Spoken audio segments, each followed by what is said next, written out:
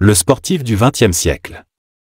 D'un enfant d'une famille modeste, qui à 10 ans travaillait déjà comme cireur de chaussures dans les rues à la plus grande légende du football, du foot de rue sur le sol nu des favelas au plus grand et majestueux stade du monde, de son petit village au monde entier, il a révolutionné le football. Pelé, désigné athlète du siècle par le Comité international olympique, CIO, joueur du XXe siècle par la Fédération internationale de football association, FIFA, lauréat d'un ballon d'or d'honneur, membre de l'équipe mondiale du XXe siècle, l'attaquant brésilien est célèbre pour avoir marqué plus de 1000 buts dans sa carrière, une partie d'entre eux lors de matchs amicaux. Connu pour sa vitesse, ses techniques exceptionnelles et sa capacité à marquer des buts spectaculaires, le prodige brésilien a révolutionné le monde du football. Pelé, parti de Bauru à l'âge de 14 ans, avec un seul rêve en tête, celui de gagner la Coupe du Monde pour son père. Le jeune Edson n'avait que ses rêves pour motivation car venu d'une famille modeste, il n'avait pas de quoi s'acheter les équipements de sport. Parti de rien, ses performances et sa détermination lui ont valu une place sur la scène internationale. Celui de roi du football.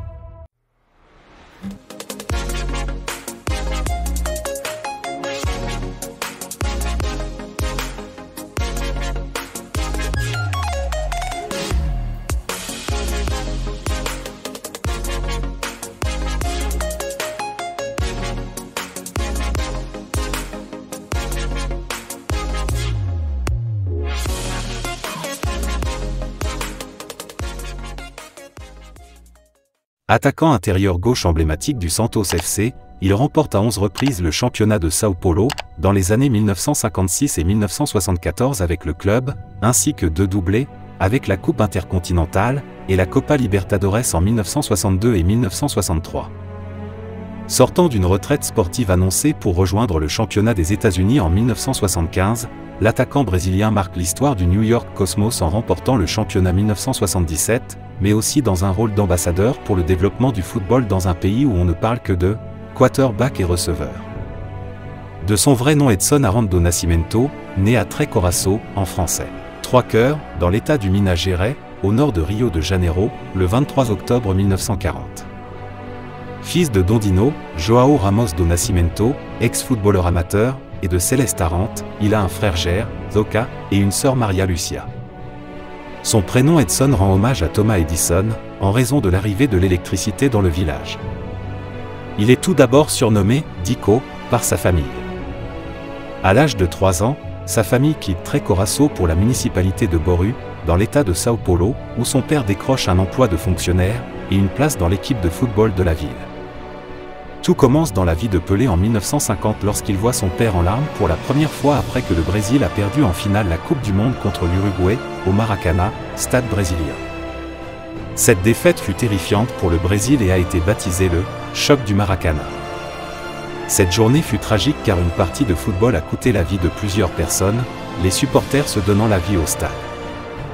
C'est ainsi que Pelé décide de devenir footballeur professionnel et promet à son père de gagner la Coupe du Monde pour lui. 8 ans plus tôt, en 1950, le Brésil avait perdu en finale de la Coupe du Monde contre l'Uruguay. Mon père avait pleuré, comme beaucoup de Brésiliens. Mon père disait toujours, « Un homme, ça doit être fort, ça ne pleure pas. » Mais je l'ai vu pleurer quand le Brésil a perdu. Et je lui ai dit, « Papa, t'inquiète pas, je gagnerai une Coupe du Monde pour toi. » La première équipe de Pelé fut le CT de Setembro, une équipe qui jouait sur un terrain en terre. De CT de Setembro, Pelé est ensuite allé à Ameriquina, où il a porté des chaussures de football pour la première fois. Il fut champion du championnat local, le Torneio Inicio. À l'âge de 13 ans, Pelé commence à jouer pour Baquino, une équipe de jeunes du Bauru Atlético Club, qui a remporté 2 championnats de jeunes.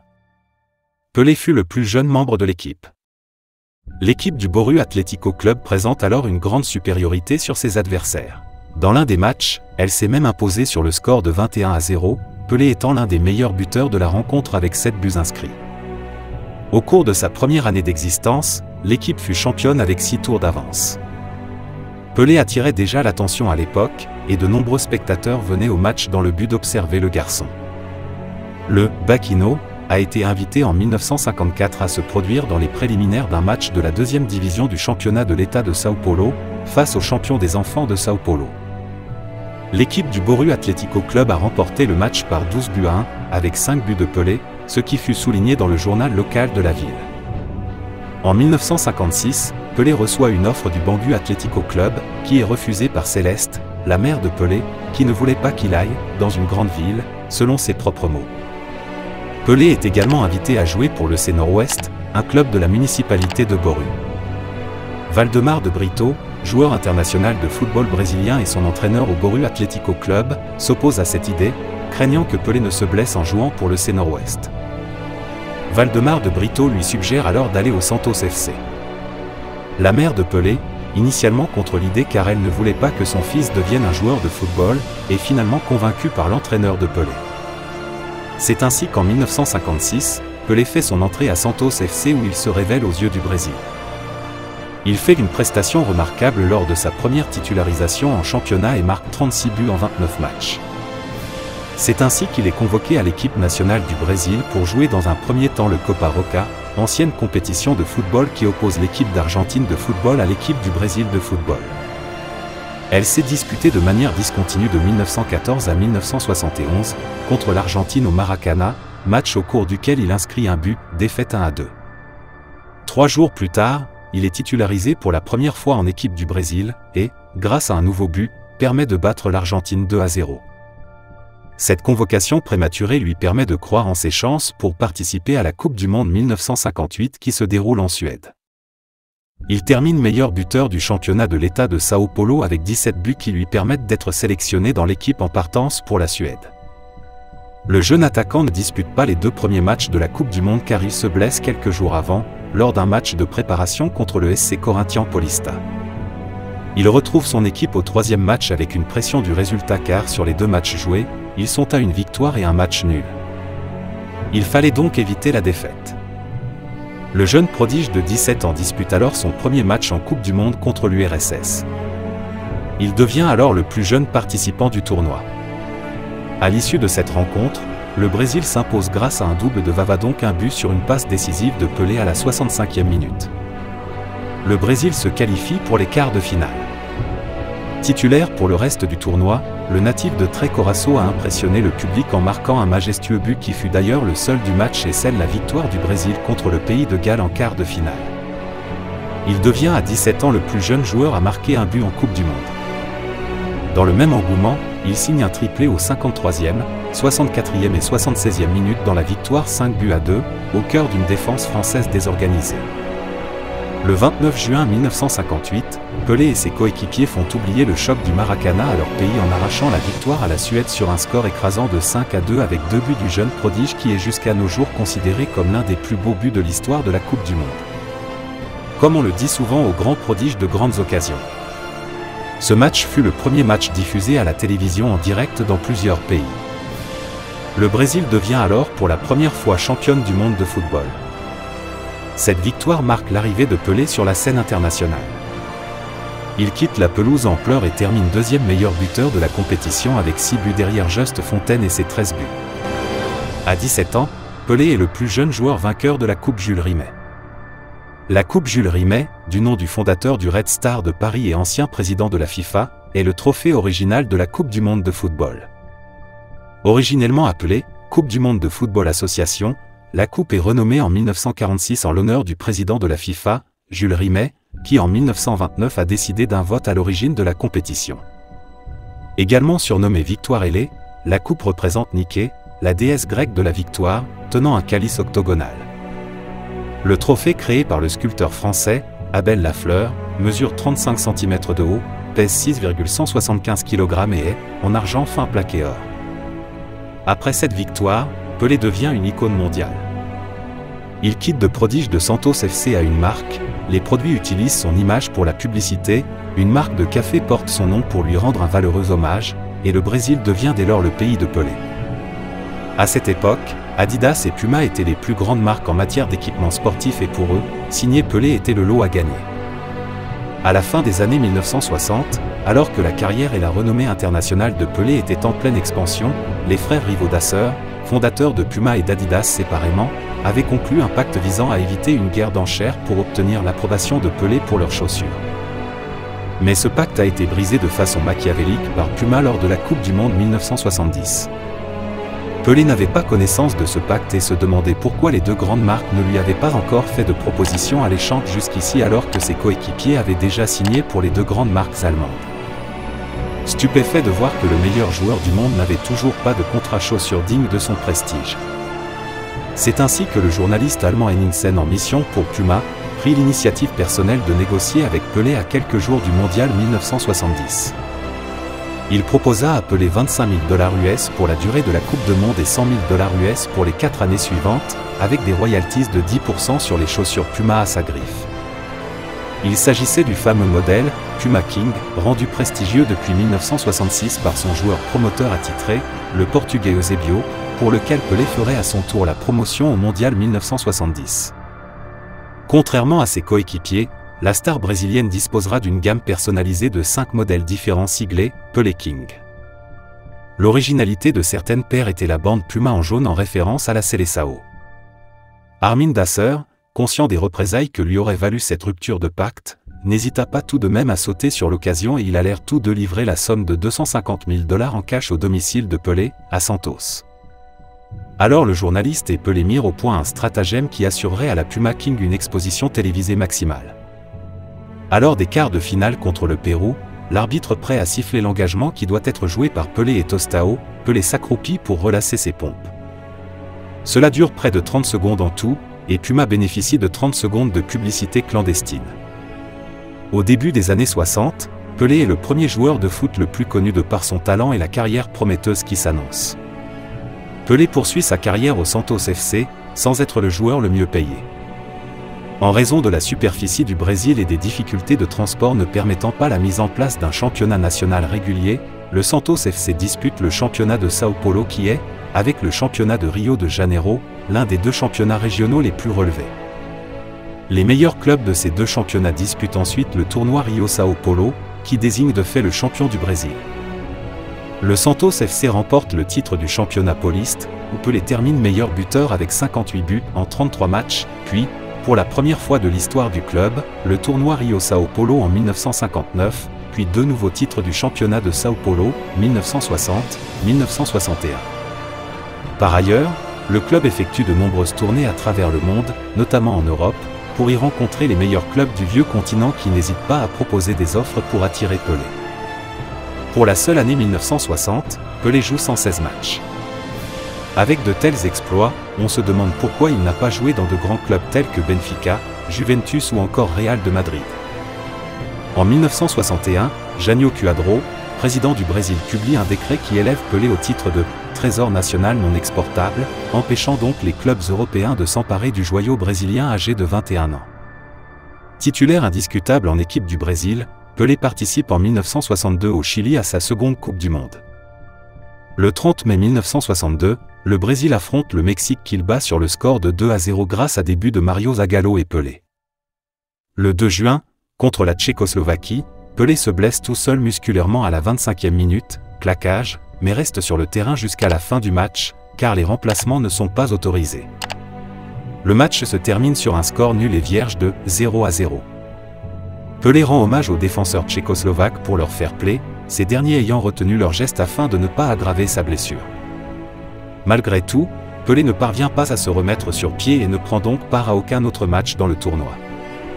Mais la Seleção, menée à nouveau par un Garrincha insaisissable et irréprochable, triomphe une seconde fois et Pelé est double champion du monde même si n'ayant joué que 2 matchs du tournoi. Après plusieurs victoires dans différents championnats, Pelé est encore appelé à disputer pour la 3e fois la Coupe du Monde et en ressort déçu et dégoûté par le laxisme de l'arbitrage. Son talent et sa célébrité ne lui attirent pas seulement les faveurs du public et des médias. L'attaquant de 25 ans devient la cible de tous les défenseurs. Toutes les équipes fondent leur défense sur Pelé et c'est ainsi que le 12 juillet, au Goodison Park, le défenseur de la Bulgarie Dobromir Zechev sert le marquage sur Pelé, après qu'il a marqué un but sur un coup franc qu'il a provoqué. Le Bulgare multiplie les agressions, toujours en retard. Un hématome derrière le genou droit empêche la vedette de jouer le match suivant contre la Hongrie. Le Brésil s'incline 3-1 et se retrouve au pied du mur. Titularisé pour la dernière rencontre, décisive, contre le Portugal, Pelé observe Eusébio faire la différence pour le Portugal avant d'être blessé par João Moret qui l'agresse d'un tacle des 2 pieds à la demi-heure de jeu. Victime d'un grand nombre de fautes tout au long du match, Pelé, peu aidé par l'arbitrage, est impuissant et termine le match en boitant, genou bandé. Le Portugal s'impose 3-1 et élimine le Brésil, qui quitte le tournoi dès le premier tour. Dobromir Zechev, le défenseur bulgare, dira plus tard « J'ai commencé le travail, Moret l'a terminé ». La Coupe du Monde sera finalement gagnée par l'Angleterre. Déçu du laxisme du corps arbitral et du traitement des défenseurs adverses, Pelé annonce sa retraite internationale à 25 ans et se concentre sur sa carrière en club mais ne parvient pas à remporter le championnat pauliste en 1966 avant de le reconquérir l'année suivante. Alors que la Coupe du Monde 1970 au Mexique se profile, Pelé revient en sélection en 1968 après une pause de 2 ans, née de la déception de l'édition 1966. En 1968, il réalise le doublé championnat pauliste Coupe du Brésil avec le Santos FC. L'attaquant brésilien multiplie les tournées avec son club et la sélection brésilienne à travers le monde. À l'automne 1969, tous les médias sportifs brésiliens attendent le 1000e but de sa carrière, matchs amicaux inclus. Plus il s'approche de cet accomplissement, plus l'attaquant brésilien rencontre des problèmes d'efficacité. Aucune défense adverse ne souhaite être retenue dans l'histoire comme étant celle ayant encaissé ce fameux but, le 1000e but de la star brésilienne.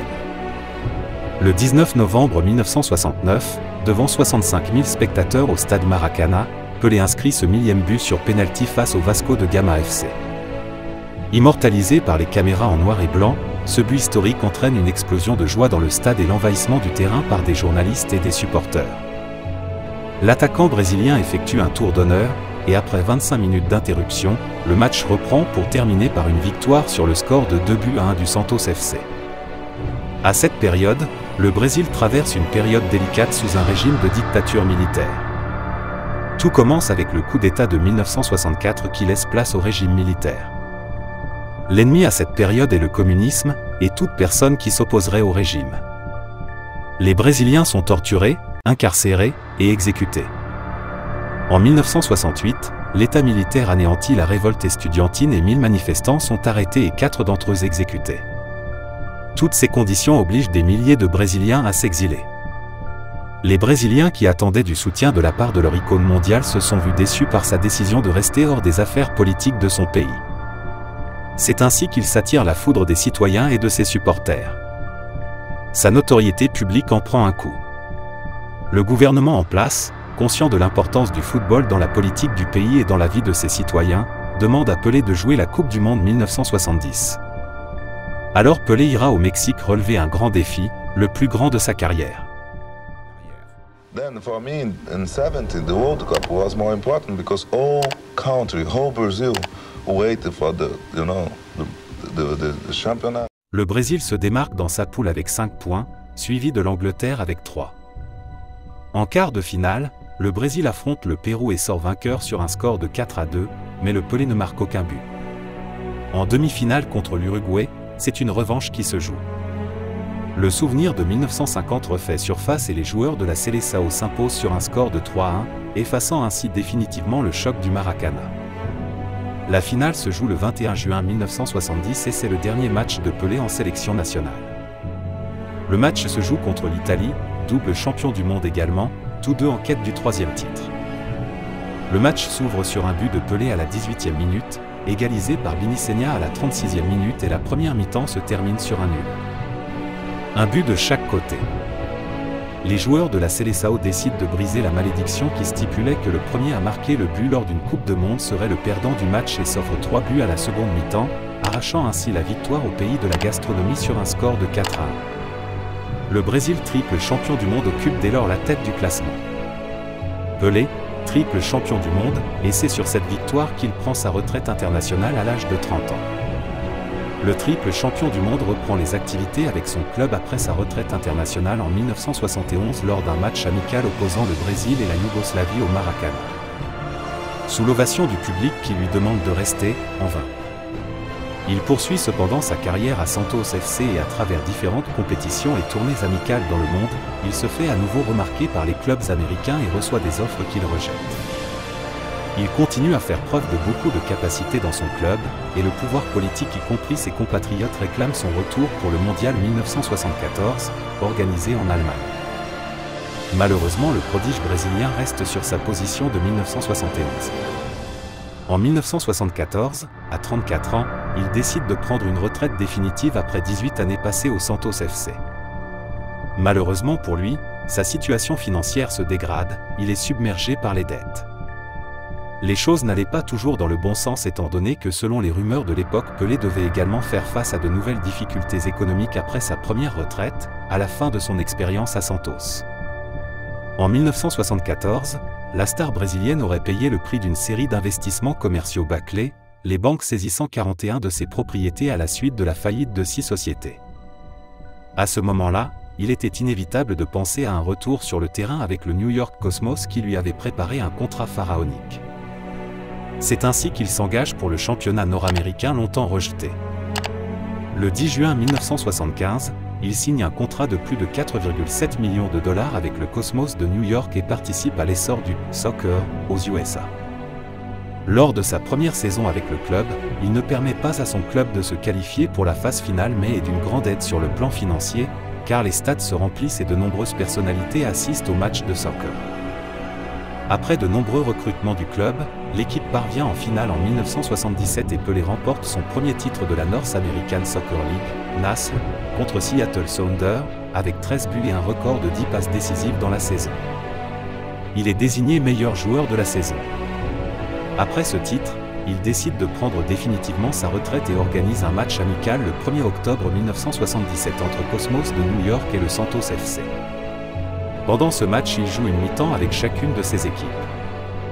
Pelé n'a pas qu'une casquette de footballeur. Il a également travaillé dans son pays, comme ministre extraordinaire des Sports, sous le mandat de Fernando Henrique Cardoso.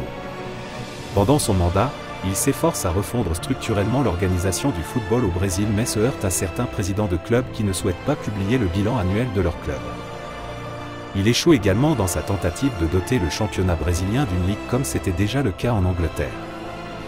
Finalement, en 1998, en fin de son règne, il parvient à faire aboutir son projet de loi appelé la Loi Pelé, qui permettra à tout footballeur brésilien de s'engager où il veut de pouvoir jouer dans le monde entier.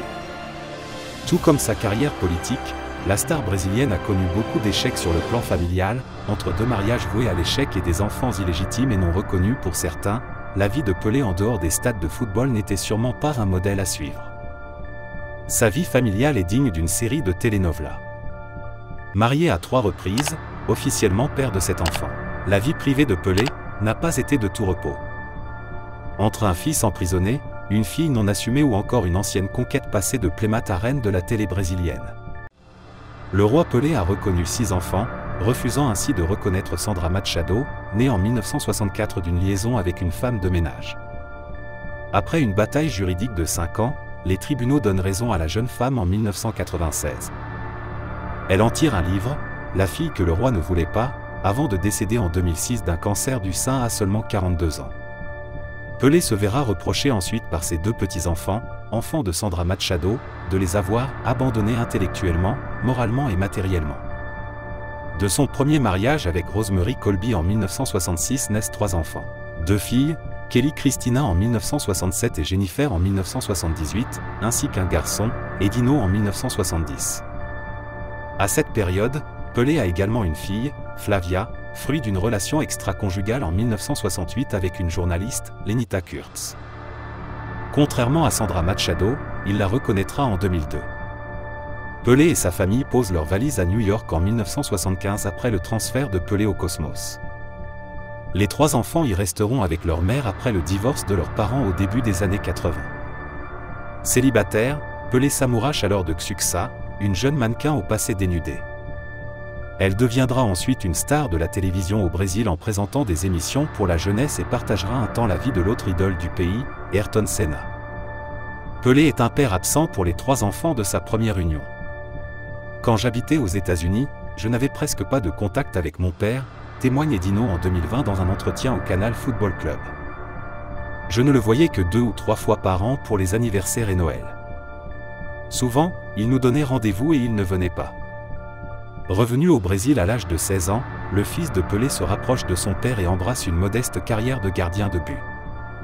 Mais ce sont surtout ses déboires judiciaires qui le font connaître. Condamné en 2017 à près de 13 ans de réclusion pour blanchiment d'argent issu du trafic de drogue, il fait plusieurs allers-retours en prison avant de bénéficier d'un régime de semi-liberté fin 2019. Il est désormais directeur technique du club de football de Londrina, dans l'état méridional du Paraná. Le deuxième mariage de Pelé, avec une psychologue et chanteuse de gospel, Assyria Lemos Sexa, a lieu en 1994. 2 ans plus tard, ils deviennent parents de jumeaux, Joshua et Céleste. Le couple se sépare après 13 ans de vie commune. En 2020, son ex-femme entame une procédure judiciaire pour non-versement de pension alimentaire. En 2016, alors âgé de 75 ans, Pelé se marie pour la 3e fois avec Marcia Cibel Aoki, une femme d'affaires de 42 ans, qu'il avait rencontrée à New York dans les années 1980 puis recroisée dans un ascenseur de Sao Paulo en 2010. Une union qualifiée d'amour définitif par la légende du football.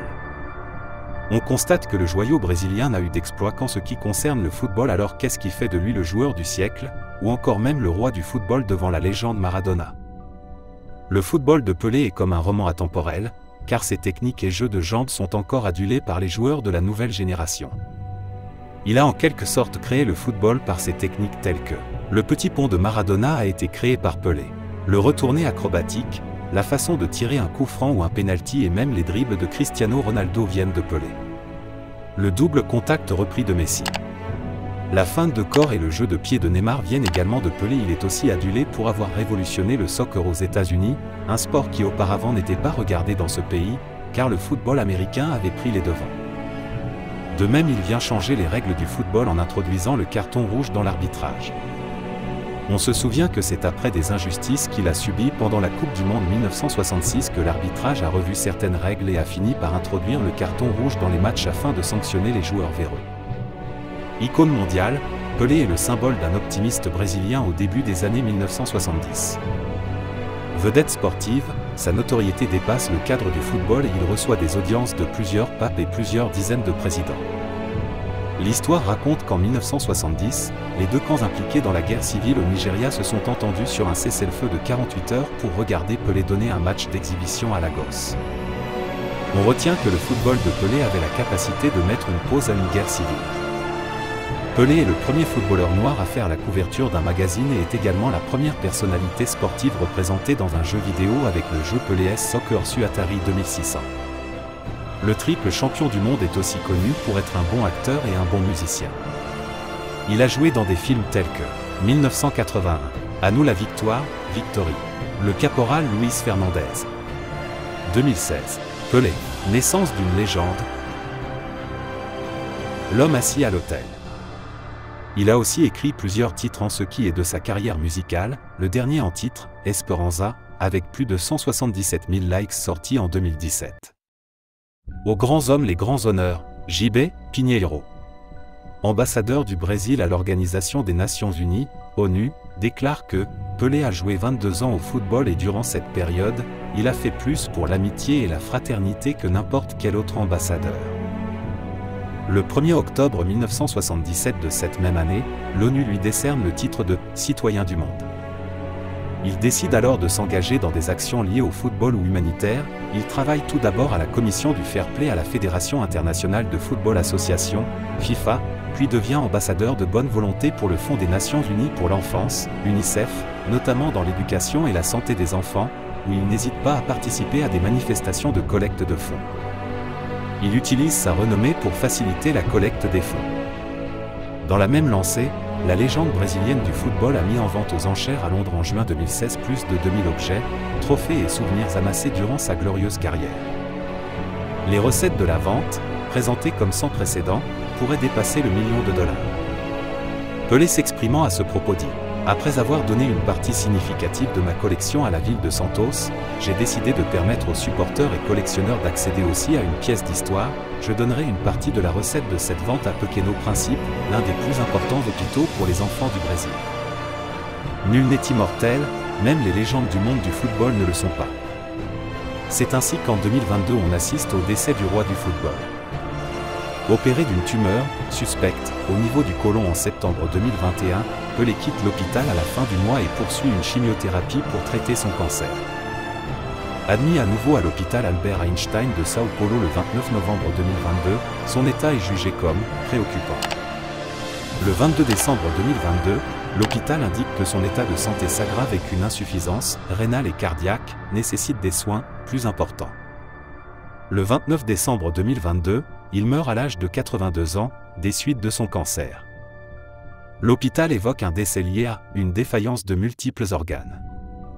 Les réactions sont nombreuses. Luiz Inácio Lula da Silva, le président de la République fédérative du Brésil élu, estime que peu de Brésiliens ont porté le nom de notre pays aussi loin que lui, et qu'il n'y a jamais eu de numéro 10 comme lui. Michel Platini ajoute que Pelé était tout le football, Kylian Mbappé que son héritage ne sera jamais oublié, et Neymar que Pelé a tout changé, il a transformé le football en art, en divertissement. Après son décès, la légende est immortalisée, car en avril 2023, le mot « Pelé » fait son entrée dans le dictionnaire Michaeli, un ouvrage de langue portugaise édité au Brésil, en tant que substantif adjectif faisant référence au footballeur brésilien. Le mot « Pelé » est alors synonyme des mots « exceptionnel »,« unique »,« incomparable ». Il se vantait déjà de son vivant d'être l'un des noms les plus connus au monde. L'une de ses citations mythiques dit « Partout où vous allez, il y a 3 icônes connues par tout le monde. Jésus-Christ, Pelé et Coca-Cola ». Qu'en est-il de la fortune de la légende du football? La fortune du roi Pelé a été marquée par l'évolution du football et son passage d'un sport moins axé sur l'argent à un véritable business. Malgré sa renommée mondiale, Pelé n'a pas accumulé une fortune extraordinaire. Selon Forbes, s'il avait évolué dans le football d'aujourd'hui, il aurait potentiellement gagné environ 223 millions de dollars par an. Cependant, il est important de noter que Pelé n'a joué que pour 2 clubs au cours de sa carrière, le Santos FC et le New York Cosmos. En 1961, son salaire a été révélé, s'élevant à 2 millions de réals brésiliens, soit environ 380 000 dollars. Un montant considérable, mais qui ne correspondait pas pleinement à la légende et au talent de Pelé. En dehors du football, Pelé a également réalisé des investissements dans l'immobilier. Selon le journal El Mundo, il aurait acheté un manoir d'une valeur de 100 000 dollars, qu'il a ensuite revendu pour un profit considérable de 3 millions de dollars. Pelé a également été sollicité par de nombreuses marques pour devenir leur ambassadeur ou participer à des campagnes publicitaires, notamment Hublot, Emirates et Volkswagen. Au fil du temps, la valeur nette de Pelé n'a cessé de croître grâce à ses revenus records en tant que meilleur joueur de football du monde, ainsi qu'à ses accords de promotion de marque et à ses redevances continues. Ces différentes sources de revenus ont propulsé Pelé parmi les joueurs de football les plus fortunés au monde, avec une richesse qui continue de croître. Voici une ventilation de sa valeur nette annuelle. En 2017, elle s'élevait à 64 millions de dollars, en 2018 à 70 millions de dollars, en 2019 à 76 millions de dollars, en 2020 à 84 millions de dollars, en 2021 à 92 millions de dollars. Selon les estimations du journal El Mundo, la valeur nette de Pelé s'élèverait à environ 100 millions d'euros en 2022. Bien que cela ne soit pas comparable aux fortunes faramineuses de certains footballeurs contemporains, il reste indéniable que Pelé a marqué l'histoire du football. Il est considéré comme l'un des plus grands joueurs de tous les temps. Pelé a connu tout un long de sa vie un succès incroyable sur les terrains et dans l'action humanitaire, mais ça n'a malheureusement pas été le cas sur le plan familial et politique. Devrait-on juger un homme uniquement sur ses compétences sportives? Pour lui attribuer la place de meilleur joueur du monde, ne devrait-on pas regarder le volet familial? Il est peut-être le modèle à suivre sur le terrain, mais pas un exemple en dehors. Nous retenons que Pelé reste sur 2 siècles, le meilleur joueur du monde avec un record de buts et de titres qui n'est pas prêt à être égalé.